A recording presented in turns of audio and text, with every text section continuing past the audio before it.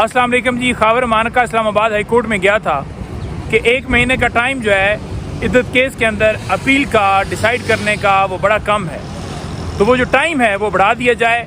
Islamabad high court में ये समाअत हुई है और अल्हम्दुलिल्लाह इसको मुंह की खानी पड़ी है और वो दरख्वास्त इस्लामाबाद हाई कोर्ट ने खारिज कर दी है। अल्हम्दुलिल्लाह अब समाअत जो है वो डिस्ट्रिक्ट कोर्ट में होगी और डिस्ट्रिक्ट कोर्ट में जो टाइम फ्रेम दिया गया था 1 महीने का, इस्लामाबाद हाई कोर्ट ने वही टाइम फ्रेम जो है बरकरार रखा है कि 1 महीने का जो टाइम दिया गया था उसके मुताबिक जो है उस अपील के ऊपर फैसला दिया जाए।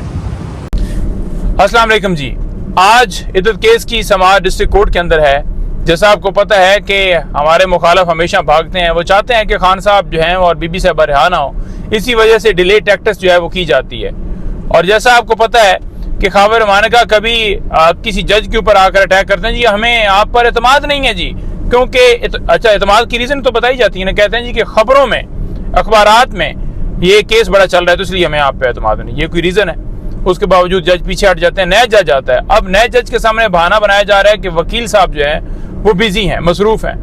एक नीचे दरख्वास्त दी है जी मुहर्रम की वजह से मसरूफ हैं, और जो हाई कोर्ट में दरख्वास्त दी है उसमें कहा है कि जनाब वकील ने ज़ियारात के ऊपर जाना है, 1 महीने का टाइम थोड़ा है तो लिहाजा 1 महीने से टाइम बढ़ाया जाए हाई कोर्ट में। तो ये 2 दरख्वास्तें उन्होंने दी हुई हैं। अब नीचे जो डिस्ट्रिक्ट कोर्ट के जज हैं उन्होंने मामला हाई कोर्ट को भिजवाया कि उधर तो आपने एक डायरेक्शन दी हुई है कि 1 महीने का टाइम है, 1 महीने के अंदर डिसाइड किया जाए, और ये एडजर्नमेंट लेकर आ गए हैं। हालांकि जैसा आपको देखना चाहिए था कि इसने जनरल एडजर्नमेंट ली है मुहर्रम का बहाना बनाकर, तो उस अदालत को क्या बताया गया था कि एक केस के अंदर डायरेक्शन हुई है, 1 महीने का टाइम है तो 1 महीने के अंदर आपने डिसाइड कराना है, नहीं बताया। और सेकंड बात यह है कि खावर मानका कभी आके अदालत में कहता है जी कि मैंने वकील चेंज कर लिया, तो यहाँ पर वकील जो है वो चेंज नहीं किया जा सकता था, सिर्फ डिले टैक्टिक्स है। शर्म नाम की इनके अंदर कोई चीज़ नहीं है, गैरत ही नहीं है। अच्छा, इसके अलावा आज सुप्रीम कोर्ट के अंदर मखसूस नशिस्तों के केस की समाअत है। अच्छा, ये सीटें हमारा हक है, हमारा हक छीन कर आइन में किसी जगह पर यह नहीं लिखा कि एक जमात की सीटें किसी और जमात को दी जा सकती हैं, तो मतलब अपने आप से तशरीह करके पलड़ा उधर डालना है। देखिए हमारे ऊपर ये कहते हैं जी कि आपका हक नहीं है, तो तशरीह उधर ही क्यों जाती है नून लीग पीपल्स पार्टी या MQM की तरफ?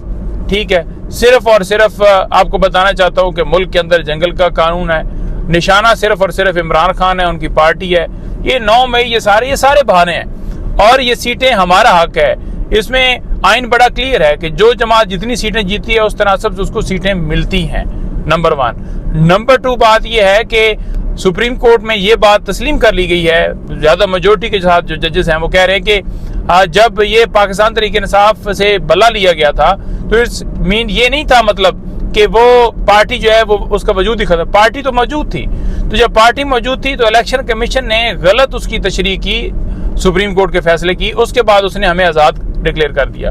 जब इलेक्शन कमीशन ने गलती की और अदालतें भी देख रही हैं कि इलेक्शन कमीशन की गलती है, तो फिर उस गलती को दुरुस्त किया जाए, और उन गद्दारों के खिलाफ जिन्होंने आइन को तोड़ा है इलेक्शन कमीशन ने, उनके खिलाफ आर्टिकल 6 की कार्रवाई की जाए, और हमारी सीटें हमें मिलनी चाहिए, क्योंकि ये इलेक्शन कमीशन का फॉल्ट था ना, हमारा तो नहीं था। हमने तो उस चीज़ को भी चैलेंज किया था जो कि उसने कहा था कि आप आज़ाद उम्मीदवार हैं। तो ये सूरत हाल है, अब देखते हैं कि क्या फैसला आता है। बहुत शुक्रिया।